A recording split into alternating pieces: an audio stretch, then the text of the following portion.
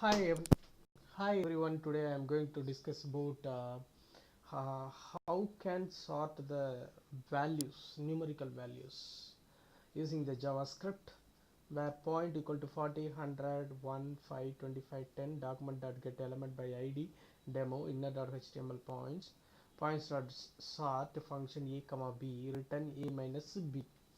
Document dot get element by id demo dot inner html equal to points. What will this code, what will happen is a in-ordered numerical value can sort the can try to sort. I'm going to run the code. What will happen here? 1 5 10. Here,